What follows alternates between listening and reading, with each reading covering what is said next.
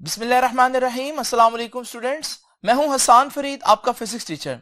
Students, आज का हमारा आर्टिकल है मेटल डिटेक्टर्स। जैसे कि नाम से ही जाहिर है कि मेटल डिटेक्ट करने वाली डिवाइसेस हैं ये। तो ये कैसे काम करती हैं ये हम जानेंगे आज के लेक्चर में। तो आइए स्टूडेंट्स स्टार्ट करते हैं आज का lecture.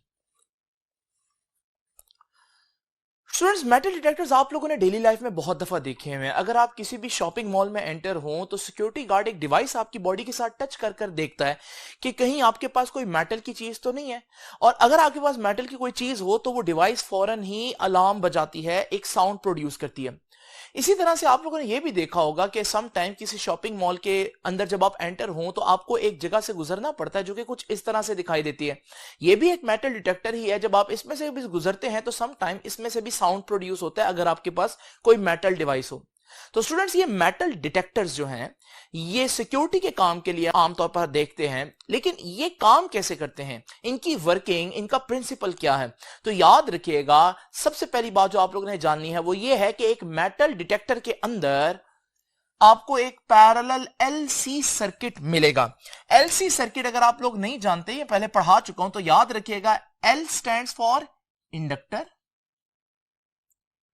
And C stands for capacitor. इसे हम कहते हैं ये एक एलसी सर्किट है, एलसी सर्किट।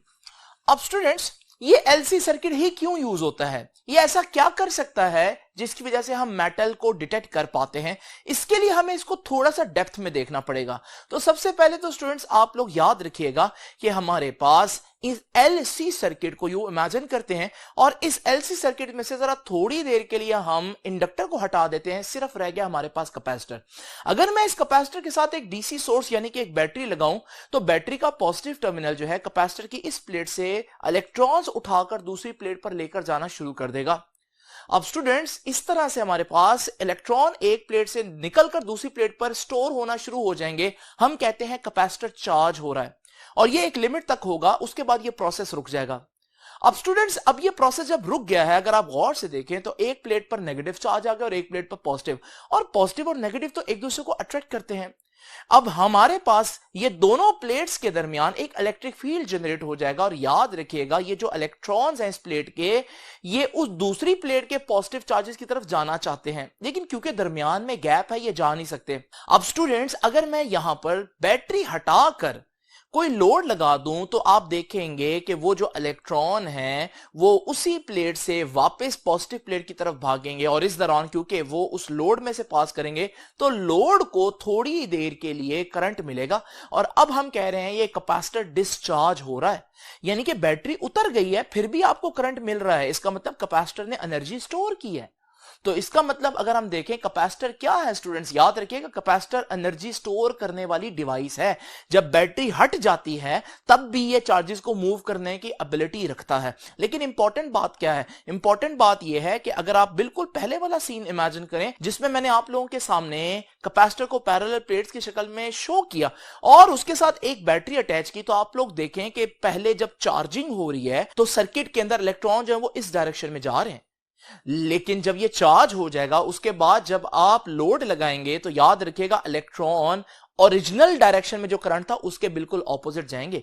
यानी कि हम यहां से ये कह सकते हैं कि कैपेसिटर एनर्जी स्टोर करता है और वो भी इलेक्ट्रिक फील्ड की फॉर्म में एनर्जी स्टोर करता है, लेकिन जब कैपेसिटर डिस्चार्ज होता है तो वो करंट को बिल्कुल ऑपोजिट डायरेक्शन में जनरेट करता है उस करंट के लिहाज से जब वो चार्ज हो रहा था। अगर चार्जिंग में इलेक्ट्रॉन इधर को मूव कर रहे थे तो डिस्चार्जिंग में इलेक्ट्रॉन जो है वो ऑपोजिट डायरेक्शन में मूव करेंगे। ये दो तीन बातें हैं कैपेसिटर के बारे में जो जानना जरूरी है। अब स्टूडेंट्स, वो हमारा जो एलसी सर्किट था उसमें से कैपेसिटर को हम लोगों ने डिस्कस कर लिया। अब जरा थोड़ी देर के लिए कैपेसिटर को भूल जाएं और इंडक्टर को डिस्कस करते हैं। अब स्टूडेंट्स, इंडक्टर की कहानी यह है कि इंडक्टर में जब हम एक बैटरी अटैच करेंगे तो इसमें भी एक करंट फ्लो करना शुरू हो जाएगा, लेकिन उस करंट की वजह से इंडक्टर के गिर्द एक मैग्नेटिक फील्ड जनरेट होना शुरू हो जाएगा जो कि आहिस्ता आहिस्ता बढ़ता रहेगा जब तक कि करंट की वैल्यू मैक्सिमम तक नहीं पहुंच जाती। तो ये जो हमारे पास मैग्नेटिक फील्ड जनरेट हो गया, कैपेसिटर में इलेक्ट्रिक फील्ड जनरेट हुआ था, यहां पर मैग्नेटिक फील्ड जनरेट हुआ है, तो हम कहेंगे कि इंडक्टर जो है वो भी एनर्जी स्टोर कर सकता है, लेकिन वो in the form of magnetic field energy store कर सकता है। अब इसमें खास बात क्या है, जिस तरह कैपेसिटर क्या करता था, बैटरी हटा देने के बाद भी चार्जेस को मूव करने की एबिलिटी रखता था, बिल्कुल इसी तरह से इंडक्टर भी बैटरी को हटा देने के बाद चार्जेस को मूव करने की एबिलिटी रखता है। लेकिन फर्क यह है कि कैपेसिटर के केस में अगर आप बैटरी हटा देते हैं तो चार्जेस ऑपोजिट डायरेक्शन में मूव करते हैं ओरिजिनल करंट के। यहां खास बात यह है कि इंडक्टर में अगर करंट बह रहा हो और अचानक से आप बैटरी हटा दें तो इंडक्टर भी चार्जेस को मूव करने की एबिलिटी रखता है, लेकिन उसी डायरेक्शन में जिस डायरेक्शन में चार्जेस पहले मूव कर रहे थे।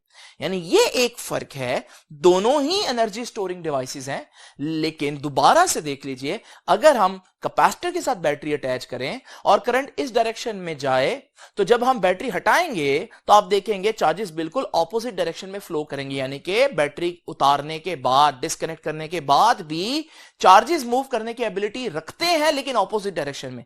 इंडक्टर में खास बात क्या है कि इंडक्टर के साथ अगर आप लोग ने बैटरी अटैच की, कनेक्ट की, तो इस सूरत में हमारे पास अगर करंट इस डायरेक्शन में फ्लो कर रहा है तो हमारे पास एक मैग्नेटिक फील्ड जनरेट हो जाएगा इंडक्टर के अंदर। अगर यहां पर आप डिस्कनेक्ट करेंगे बैटरी, तो बैटरी के डिस्कनेक्ट करने के बाद भी चार्जेस मूव करेंगे, लेकिन यहां पर जो चार्जेस हैं उसी डायरेक्शन में मूव करेंगे जिस डायरेक्शन में करंट पहले चल रहा था।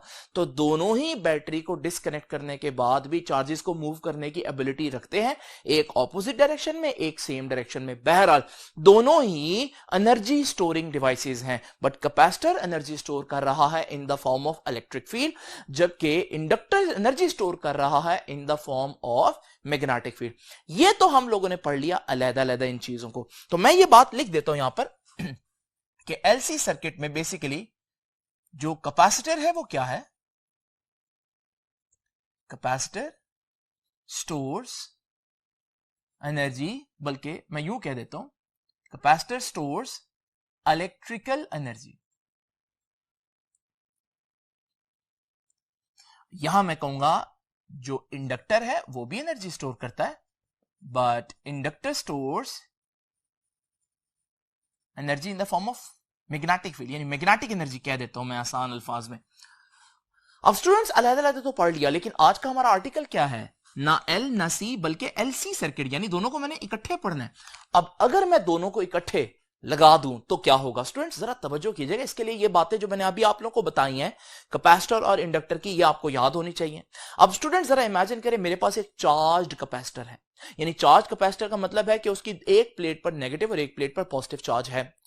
अब मैं इस चार्ज कैपेसिटर के साथ एक इंडक्टर अटैच करने लगा हूं। जैसे ही सर्किट कंप्लीट होगा तो वो जो कैपेसिटर है उसके नेगेटिव प्लेट से इलेक्ट्रॉन मूव करके पॉजिटिव प्लेट की तरफ जाना शुरू हो जाएंगे। इस दौरान उनको इंडक्टर में से गुजरना पड़ेगा, और जब वो इंडक्टर में से गुजरेंगे तो इंडक्टर के अंदर एक मैग्नेटिक फील्ड जनरेट होना शुरू हो जाएगा। इस दौरान आप देख रहे हैं जो कैपेसिटर की प्लेट है उससे चार्ज खत्म हो रहा है, कैपेसिटर डिस्चार्ज हो रहा है, उसकी एनर्जी कम हो रही है, और उसकी एनर्जी कौन सी थी? इलेक्ट्रिकल एनर्जी, यानी कि energy in the form of electric field थी। तो वो एनर्जी आहिस्ता आहिस्ता कम हो रही है, लेकिन आप देख रहे हैं उसी दौरान इंडक्टर में मैग्नेटिक फील्ड बढ़ता जा रहा है, और जब मैग्नेटिक फील्ड बढ़ जाए तो आपको मालूम है कि वहां पर एनर्जी स्टोर हो रही है in the form of magnetic field. करते करते चार्ज जो कैपेसिटर पर था वो टोटली खत्म हो गया। इस सूरत में आप समझेंगे कि चार्जेस जो है वो रुक जाएंगे, लेकिन जरा गौर से देखें, इंडक्टर में मैग्नेटिक फील्ड स्टोर हो चुका है, और इंडक्टर क्या चाहता है? इंडक्टर चाहता है जिस डायरेक्शन में चार्ज चल रहा है उसी डायरेक्शन में चलता रहे। तो जब हमारे पास कैपेसिटर फुल डिस्चार्ज हो जाएगा उस दौरान, हालांकि कैपेसिटर के पास अब कोई चार्ज नहीं, लेकिन इंडक्टर का मैग्नेटिक फील्ड चाहेगा कि ये जो चार्ज मूव कर रहा था ये उसी डायरेक्शन में चलता रहे, तो ये चार्ज को उसी डायरेक्शन में चलाता रहेगा। इसका नतीजा ये होगा कि इलेक्ट्रॉन मजीद मूव करते रहेंगे, और फिर हमारे पास जो कैपेसिटर है उस पर चार्ज बिल्ट होना शुरू हो जाएगा, लेकिन अब के ऑपोजिट प्लेट पर नेगेटिव चार्ज स्टोर हो रहा है। इस सूरत में हम क्या कहेंगे? इस सूरत में हम कहेंगे कि इंडक्टर जो है वो अब डिस्चार्ज हो रहा है क्योंकि उसकी एनर्जी खत्म हो रही है, जबकि कैपेसिटर जो है वो ऑपोजिट डायरेक्शन में चार्ज हो रहा है। तो जिस तरह से कैपेसिटर डिस्चार्ज हुआ था तो इंडक्टर चार्ज हो रहा था, बिल्कुल उसी तरह से जब इंडक्टर डिस्चार्ज होगा तो कैपेसिटर चार्ज हो जाएगा। अब स्टूडेंट्स इंडक्टर के गिर्द मैग्नेटिक फील्ड खत्म हो गया तो इंडक्टर फुल डिस्चार्ज, लेकिन कैपेसिटर के गिर्द चार्जेस जो है वो प्लेट्स के ऊपर मैक्सिमम तादाद में मौजूद है। इसका मतलब कैपेसिटर इस वक्त फुली चार्ज है। और कैपेसिटर क्या करता है, कैपेसिटर चार्जेस को ऑपोजिट डायरेक्शन में मूव करवा सकता है। तो जैसे ही इंडक्टर फुल डिस्चार्ज होगा तो वो सारे नेगेटिव चार्ज जो इस नेगेटिव प्लेट के ऊपर स्टोर हुए थे वो अब वापस जाना शुरू कर देंगे और इस दौरान वो इंडक्टर में से गुजरेंगे, वहां मैग्नेटिक फील्ड जनरेट होगा और मैग्नेटिक फील्ड कहेगा कि हमारे पास चार्जेस उसी डायरेक्शन में मूव करते रहने चाहिए। अगर कैपेसिटर फुल डिस्चार्ज हो जाए तब भी, तो फिर हमारे पास कैपेसिटर जब फुल डिस्चार्ज होगा तब भी इंडक्टर कहेगा कि नहीं, इन चार्जेस को उसी डायरेक्शन में मूव करना चाहिए। तो फिर हमारे पास ऑपोजिट प्लेट पर जो है वो नेगेटिव चार्ज स्टोर हो जाएगा। स्टूडेंट्स, अगर आप इस पूरे सिनेरियो को इकट्ठा देखें तो सिनेरियो कुछ इस तरह से आप लोगों को नजर आ रहा है कि कभी कैपेसिटर चार्ज होता है, जब वो डिस्चार्ज होता है तो इंडक्टर चार्ज हो चुका होता है, जब वो डिस्चार्ज होता है तो कैपेसिटर ऑपोजिट डायरेक्शन में चार्ज हो चुका होता है। तो इनके चार्जिंग और डिस्चार्जिंग आपस में ऑसिलेट कर रही है। आप ये भी कह सकते हैं कि एक जगह पर कैपेसिटर में जब इलेक्ट्रिक फील्ड की फॉर्म में एनर्जी स्टोर थी, तो जैसे ही वो एनर्जी खत्म हो रही है तो वो सारी एनर्जी इंडक्टर में मैग्नेटिक फील्ड की फॉर्म में स्टोर हो जाती है। तो आप ये भी कह सकते हैं मैग्नेटिक और इलेक्ट्रिक एनर्जीज आपस में ऑसिलेट कर रही हैं। और अगर आप चार्जेस को भी देखें तो आप देख रहे हैं कि किसी एक चार्ज को अगर आप गौर से देखें तो वो चार्ज अपनी जगह पर आगे पीछे मूव कर रहे हैं, यानी कि चार्जेस ऑसिलेट कर रहे हैं। तो स्टूडेंट्स, ये तो बिल्कुल वही काम हो गया जैसे आप एक स्प्रिंग को स्ट्रेच पोजीशन में लाकर जब छोड़ें तो वो अपनी मीन पोजीशन पर आगे पीछे मूव करता है। बिल्कुल इसी तरह से आप देख सकते हैं कि एलसी सर्किट के अंदर चार्जेस भी ऑसिलेट कर रहे हैं। फर्क यह है कि आपका जो मास स्प्रिंग सिस्टम है वो एक मैकेनिकल ऑसिलेटर है, उसमें किनेटिक और पोटेंशियल एनर्जीज आपस में ऑसिलेट करती हैं, जबकि आपका जो एलसी सर्किट है वो एक इलेक्ट्रिक ऑसिलेटर है, उसमें चार्जेस ऑसिलेट करते हैं। बहरहाल हम इसको एक ऑसिलेटर कह सकते हैं। तो हम लोगों ने क्या देखा, जो फाइनल बात है वो ये है कि an LC circuit is an electric oscillator. Electric oscillator, oscillator का मतलब उसमें चार्जेस ऑसिलेट करते हैं, just like a mass spring system। बिल्कुल जैसे एक मास स्प्रिंग सिस्टम ऑसिलेट करता है, वो मैकेनिकल ऑसिलेटर है और ये इलेक्ट्रिक ऑसिलेटर है। अब स्टूडेंट्स, ये बात तो हम लोगों ने यहां पर समझ ली है। ये दो तीन लाइनें जो बुक ने बिल्कुल स्टार्ट में ये तीनों बातें डिस्कस की हैं कि इलेक्ट्रिकल ऑसिलेटर है मास स्प्रिंग सिस्टम की तरह, लेकिन इन दो तीन लाइनों के पीछे आप देख लें कॉन्सेप्ट कितना ज्यादा छुपा है कि मुझे 10 मिनट लग गया आपको सिर्फ ये बताने में कि एलसी सर्किट के अंदर चार्जेस ऑसिलेट क्यों करते हैं। अब ये जब आपको बात समझ में आ गई है कि एलसी सर्किट के अंदर चार्जेस ऑसिलेट करते हैं, तो अब इस कहानी को मजीद आगे लेकर चलते हैं। तो बात हो रही थी मेटल डिटेक्टर्स की। अब मेटल डिटेक्टर्स के अंदर मैंने आपको बताया क्या होते हैं, एलसी सर्किट होते हैं। याद रखिएगा, एलसी सर्किट के साथ एक बॉक्स आपकी बुक ने बनाया हुआ है और उसमें लिखा है कि एडिशनल सर्किटरी, क्योंकि हमने आपको बहुत सिंप्लीफाइड डायग्राम बताई है, उसमें और भी बहुत सी चीजें यूज होंगी डिफरेंट पर्पस के लिए। तो उनके लिए हम एक बॉक्स बना देते हैं जो हमारा एलसी सर्किट है, इसके साथ हम एक और बॉक्स बना देते हैं और कहते हैं ये एडिशनल सर्किटरी, इसमें बहुत सी मजीद चीजें भी हो सकती हैं कंट्रोल करने के लिए। अब स्टूडेंट्स याद रखिएगा, मेटल डिटेक्टर में एक एलसी सर्किट नहीं होता बल्कि दो एलसी सर्किट होते हैं। तो बिल्कुल इसी तरह का एक और एलसी सर्किट भी आप लोग इमेजिन करें। अब ये दो एलसी सर्किट इस वक्त बिल्कुल हमारे पास सिमेट्रिकल हैं। एलसी सर्किट में, किसी भी एक एलसी सर्किट में अगर आप गौर से देखेंगे तो चार्जेस क्या कर रहे होंगे, ऑसिलेट कर रहे होंगे। जब ऑसिलेशंस होती हैं चार्जेस की तो कोई ना कोई फ्रीक्वेंसी तो होगी जिससे वो ऑसिलेट कर रहे होंगे। याद रखिएगा, वो फ्रीक्वेंसी कहलाती है रेजोनेंस फ्रीक्वेंसी। तो वो मैं आपको बता देता हूं कि चार्जेस किस फ्रीक्वेंसी से ऑसिलेट करते हैं, ऑसिलेट्स एट दिस फ्रीक्वेंसी। और ये फ्रीक्वेंसी का फॉर्मूला क्या था, 1/2 पाई अंडर रूट एलसी। याद रखिएगा, रेजोनेंस फ्रीक्वेंसी डिपेंड करती है 1/2 पाई तो कांस्टेंट है इंडक्टेंस पर और कैपेसिटेंस की वैल्यू पर। तो हमारे पास किस फ्रीक्वेंसी से चार्जेस ऑसिलेट कर रहे होंगे एलसी सर्किट के अंदर, ये डिपेंड करता है कि इंडक्टेंस की वैल्यू कितनी है और कैपेसिटेंस की वैल्यू कितनी है। अब स्टूडेंट्स, अभी आप लोग देख रहे हैं कि मैंने दोनों सर्किट्स बिल्कुल सिमेट्रिकल लिए हैं। सिमेट्रिकल लेने का मतलब है कि जितना इस इंडक्टर की इंडक्टेंस होगी उतनी ही दूसरे इंडक्टर की भी इंडक्टेंस होगी, जितनी इस कैपेसिटर की कैपेसिटेंस होगी उतनी ही दूसरे कैपेसिटर की भी कैपेसिटेंस होगी। क्योंकि यहां आपको दो कॉइल्स नजर आ रहे हैं, मैं इनको नाम दे देता हूं कि ये कॉइल ए है और ये कॉइल बी है। अब स्टूडेंट्स, अगर आप एक ऑसिलेटर के अंदर गौर से देखें तो चार्ज ऑसिलेट कर रहा है। अब ये जब चार्ज ऑसिलेट कर रहा हो तो याद रखिएगा इसका ग्राफ एक साइन कर्व बनती है। तो अब स्टूडेंट्स, बिल्कुल ऐसी ही साइन कर्व ये इलेक्ट्रिक ऑसिलेटर जनरेट करेगा। और क्योंकि दूसरा जो ऑसिलेटर है वो आइडेंटिकल है, उसमें भी वही कैपेसिटेंस की वैल्यू है, वही इंडक्टेंस की वैल्यू है, और जब वही वैल्यूज होंगे तो हमारे पास जो रेजोनेंस फ्रीक्वेंसी है उसकी भी वही होगी, तो उसमें भी चार्जेस उसी फ्रीक्वेंसी से ऑसिलेट करेंगे। तो बिल्कुल ऐसी ही साइनोसाइडल वेव वो इलेक्ट्रिक ऑसिलेटर भी जनरेट करेगा। यानी मेरे पास दो साइनोसाइडल वेव्स आ गई हैं, मैं एक की फ्रीक्वेंसी को एफ ए कह देता हूं और दूसरी की फ्रीक्वेंसी को एफ बी कह देता हूं, और इस वक्त मैं जानता हूं कि एफ ए और एफ बी आपस में बराबर हैं।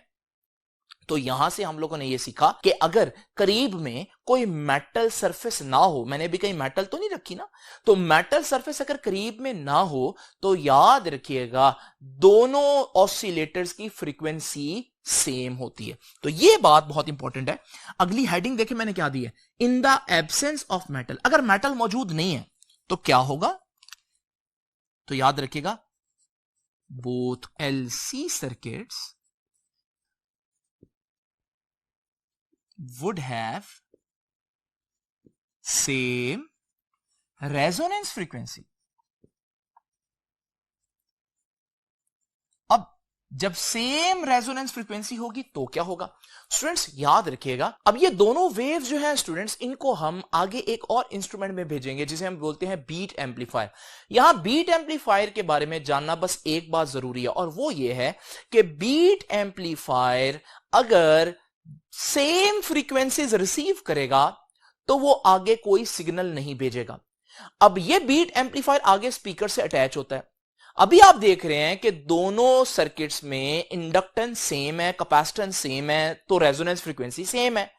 इस वजह से दोनों वेव्स की फ्रीक्वेंसी आप देख रहे हैं बिल्कुल एक जैसी है। इस सूरत में जब फ्रीक्वेंसी बिल्कुल एक जैसी होगी तो अब बीट एम्पलीफायर जो है कब सिग्नल जनरेट करता है, जब फ्रीक्वेंसी डिफरेंट हो। तो अभी तो फ्रीक्वेंसी डिफरेंट नहीं है तो ये सिग्नल जनरेट नहीं करेगा। जब सिग्नल जनरेट नहीं होगा तो हमारे पास स्पीकर को कुछ भी नहीं मिलेगा, तो स्पीकर से कोई आवाज नहीं आएगी, क्योंकि उसको सिग्नल मिलेगा तो वो स्पीकर आवाज निकालेगा। इसका मतलब यह हुआ कि हमारे पास जब फ्रीक्वेंसी सेम होंगी, जो कि किस केस में सेम है, जब करीब में कोई मेटल नहीं है, तो जब रेजोनेंस फ्रीक्वेंसी सेम होंगी तो याद रखिएगा क्योंकि बीट्स प्रोड्यूस नहीं होंगी तो बीट एम्पलीफायर आगे सिग्नल नहीं भेजेगा और स्पीकर से कोई साउंड सुनाई नहीं देगा। तो हम पढ़ रहे थे कि both LC circuits would have same resonance frequency, तो दोनों की रेजोनेंस फ्रीक्वेंसी सेम होगी, तो एफ ए और एफ बी बराबर होगी। तो इसका क्या मतलब हुआ, इसका मतलब यह हुआ कि नो बीट्स आर प्रेजेंट, क्योंकि बीट्स कब बनती हैं, बीट्स तब बनती है जब फ्रीक्वेंसी का डिफरेंस हो, तो फ्रीक्वेंसी का तो डिफरेंस है ही नहीं। जब बीट्स नहीं होंगी तो याद रखिएगा no signal is fed to speaker, तो स्पीकर को कोई सिग्नल नहीं जाएगा, और जब स्पीकर को कोई सिग्नल नहीं जाएगा तो स्पीकर कोई साउंड जनरेट नहीं करेगा। तो no sound is heard from speaker, तो स्पीकर से कोई आवाज सुनाई नहीं देगी। और ऐसा ही होना चाहिए। अगर आपकी जेब के अंदर कोई मेटल, फॉर एग्जांपल कोई पिस्टल वगैरह नहीं है, और आपके करीब जब मेटल डिटेक्टर लाया जाए तो आप यही एक्सपेक्ट करते हैं कि स्पीकर को अलार्म नहीं बजाना चाहिए। तो हम भी यही कह रहे हैं कि जब मेटल नहीं होगी तो रेजोनेंस फ्रीक्वेंसीज बराबर हो जाएंगी दोनों सर्किट्स की, और बीट्स नहीं बनेंगी। बीट्स नहीं बनेंगी तो बीट एम्पलीफायर कोई सिग्नल नहीं भेजेगा स्पीकर को। जब स्पीकर को कोई सिग्नल नहीं जाएगा तो स्पीकर जो है वो कोई साउंड प्रोड्यूस नहीं करेगा, और सिक्योरिटी गार्ड समझ लेगा कि इसका मतलब सब सिचुएशन सेफ है, इसका मतलब उस शख्स के पास कोई मेटल की चीज नहीं है। अब स्टूडेंट्स आते हैं इस बात पर कि अगर आपकी जेब में कोई मेटल हो तो क्या होगा। याद रखिएगा ये जो क्वाइल बी है इस डायग्राम के अंदर, इस क्वाइल को मैं एक और नाम देता हूं जिसे कहते हैं सर्च क्वाइल। क्यों भला, क्योंकि याद रखिएगा जब वो शख्स आपकी तलाशी ले रहा होता है, जो सिक्योरिटी गार्ड है, तो वो जब मेटल डिटेक्टर का जो हिस्सा आपके जिस्म से टच कर रहा होता है, अगर आप उसके अंदर देखें तो एक क्वाइल होगा। ये वो क्वाइल है जिसको मैंने क्वाइल बी बोला है। यानी जब आपकी तलाशी ली जा रही हो तो आपकी जिस्म के करीब जो क्वाइल होता है वो क्वाइल बी होता है। अगर आपके पास कोई मेटल हुई जैसे कोई पिस्टल वगैरह, तो जब वो पिस्टल इस क्वाइल के पास आएगी तो अब एक काम होगा स्टूडेंट्स, इस क्वाइल में एक मैग्नेटिक फील्ड होगा जैसे कि मैंने आपको बताया। इस मैग्नेटिक फील्ड की वजह से इंडक्टेंस होती है स्टूडेंट्स। तो याद रखिएगा कि जैसे ही मेटल की सरफेस करीब आएगी सर्च क्वाइल के, अगर आपकी जेब में कोई मेटल की सरफेस हुई तो जैसे ही सर्च कॉइल उसके करीब आएगा तो मैग्नेटिक फील्ड कॉइल को छोड़कर उस मेटल में चला जाएगा, क्योंकि मेटल्स जो हैं उनमें मैग्नेटिक फील्ड को कैप्चर करने की एबिलिटी होती है। अब स्टूडेंट्स, इस सूरत में कॉइल के अंदर जो फील्ड है, क्योंकि वो मेटल की तरफ चला गया तो फील्ड कम हो गया। हम कहेंगे कि कॉइल की इंडक्टेंस कम होगी। पहले इस कॉइल और दूसरे कॉइल ए की इंडक्टेंस सेम थी जब तक आप मेटल नहीं करीब लेकर आए थे, लेकिन अब आप लोगों ने देखा कि हमारे पास कॉइल बी की इंडक्टेंस कम हो गई है एज कंपेयर टू कॉइल ए, क्योंकि कॉइल ए तो वैसे का वैसा है, लेकिन कॉइल बी सर्च कॉइल था और आपके पास एक मेटल थी और मेटल उसके साथ जब कांटेक्ट में आई तो उसने उसका मैग्नेटिक फील्ड कम कर दिया, तो इंडक्टेंस डिक्रीज कर गई। तो यह बात हम लोगों ने पहली बात देखी कि in the presence of a metal, अगर मेटल करीब में है तो फिर क्या होगा, तो याद रखिएगा in the presence of metal inductance of search coil जो कॉइल बी है उसकी इंडक्टेंस क्या हो जाएगी, डिक्रीज कर जाएगी, कम हो जाएगी। यानी पहले तो एफ ए एफ बी के बराबर थी ना, अब हम कह सकते हैं इंडक्टेंस कम हो गई। इंडक्टेंस का सिंबल क्या है, एल बी, तो इंडक्टेंस ऑफ बी डिक्रीज कर गई ना, तो inductance of B is less than inductance of A. अब रेजोनेंस फ्रीक्वेंसी का फॉर्मूला क्या है, रेजोनेंस फ्रीक्वेंसी का फॉर्मूला ये है, और इसमें रेजोनेंस फ्रीक्वेंसी और इंडक्टेंस का अगर आप रिलेशन देखें तो इनवर्स है, क्योंकि इंडक्टेंस नीचे आ रही है और बी की इंडक्टेंस मैंने क्या बताया, बी की इंडक्टेंस तो कम हो गई है, तो फिर बी जिस सर्किट में होगा उसकी रेजोनेंस फ्रीक्वेंसी बढ़ जाएगी, चार्जेस की ऑसिलेशन तेज हो जाएगी।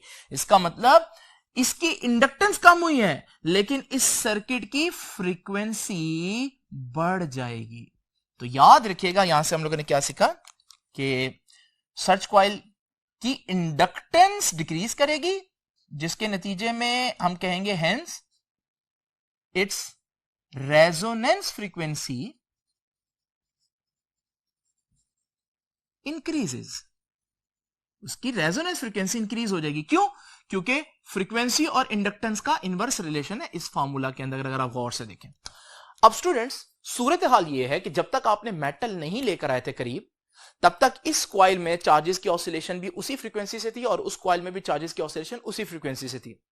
लेकिन जैसे ही आप मेटल लेकर आए तो इंडक्टेंस कम होने की वजह से इस कॉइल के अंदर चार्जेस की फ्रीक्वेंसी बढ़ गई ऑसिलेट करने की, और उसमें तो फ्रीक्वेंसी वहीं रही।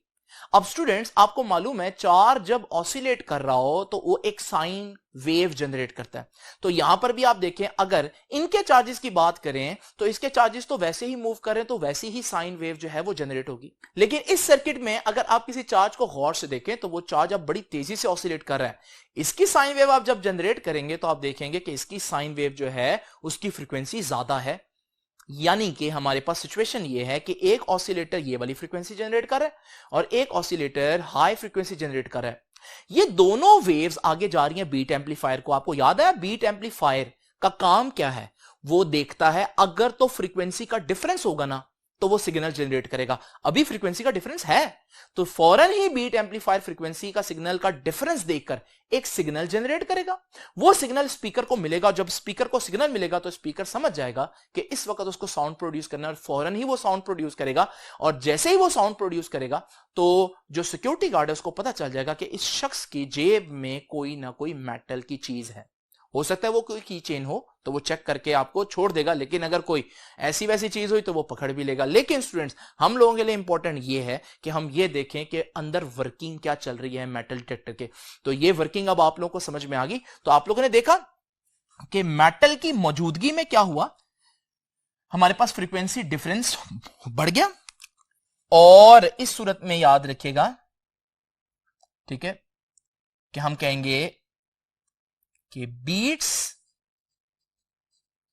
Are present. ठीक है, वहां क्या था, नो बीट्स आर प्रेजेंट, क्योंकि फ्रीक्वेंसी सेम थी। यहां बीट्स आर प्रेजेंट, और जब बीट्स मौजूद हो तो याद रखिएगा हम कहेंगे कि signal is fed to speaker, speaker को सिग्नल जाएगा। बीट एम्पलीफायर की तरफ से, तो उसके नतीजे में क्या होगा, a loud sound is heard from speaker. तो याद रखिएगा, स्पीकर से एक बहुत लाउड साउंड सुनाई देगा, जो कि बता रहा है कि खतरा है। अब स्टूडेंट्स, ये हमारे पास वर्किंग है, लेक्चर यहां खत्म होता है, लेकिन एक बात आपको बताते चलें कि ये सिर्फ सिक्योरिटी पर्पस के लिए ही नहीं यूज होते, बल्कि अगर आप लोगों ने जमीन के अंदर किसी मेटल को देखना हो कि मेटल मौजूद है या नहीं, तो उसके लिए भी आप लोग देखते हैं कि हमारे पास जो इंजीनियर्स हैं मेटल को डिटेक्ट करने के लिए भी मेटल डिटेक्टर्स ही यूज करते हैं। स्टूडेंट्स, ये था हमारा आज का लेक्चर। आई होप कि आज का लेक्चर आपको समझ में आया होगा। आपसे अब इंशाल्लाह मुलाकात होगी नेक्स्ट लेक्चर में।